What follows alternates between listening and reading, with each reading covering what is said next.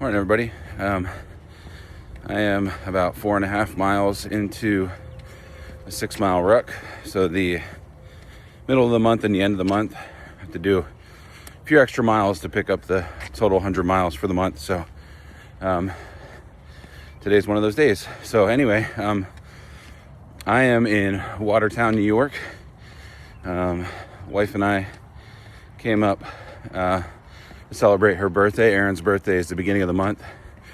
We had some busy weekends, so we didn't get a chance to go away until now. So celebrating her birthday this weekend. So, but yeah, this is a nice town. There's nice sidewalks, nice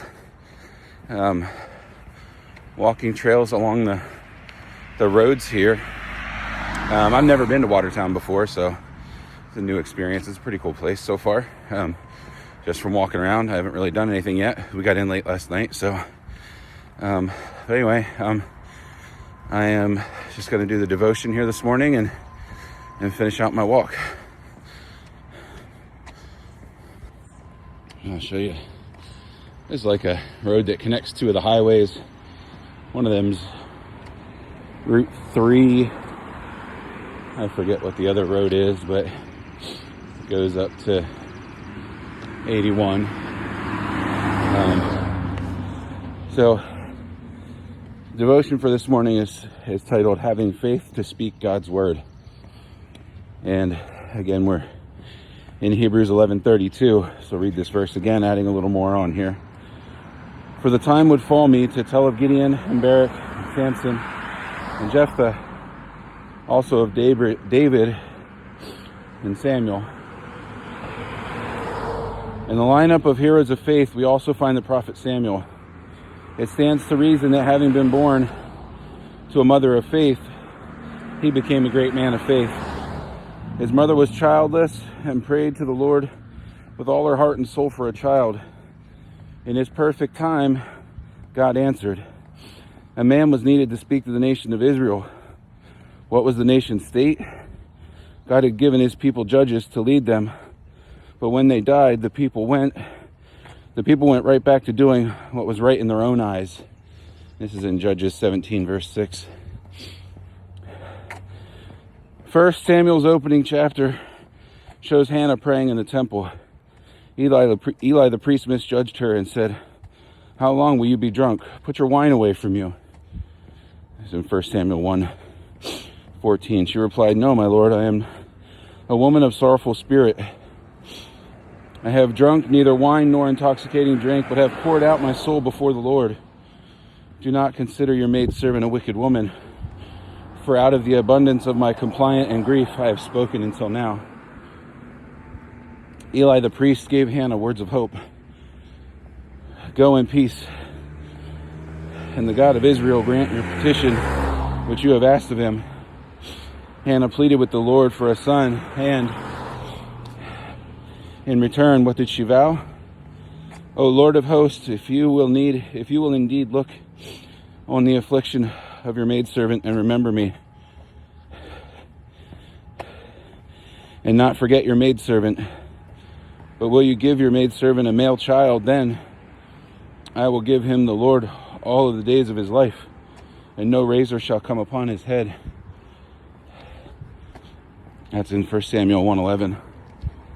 I'm at a crosswalk here, so I'm going to take a pause for a second. This road's a little busier, so it might get a little bit louder with all the traffic. But almost finished with the devotion here, so cross over. Yeah, this is the road. I don't know what it is. See what this line here says. Caffeine.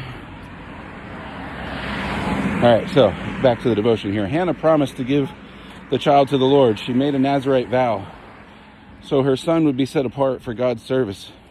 Her prayers aligned herself with the will and purposes of God. A year later, she had Samuel. His name means asked of God. Hannah kept her vow, and after the child was weaned, she took him to Eli in the temple. Samuel became a man of faith who fought against idolatry. as a prophet, he had the faith to speak God's word to the nation of Israel and King Saul. Do you have faith to speak God's word before commoners and kings?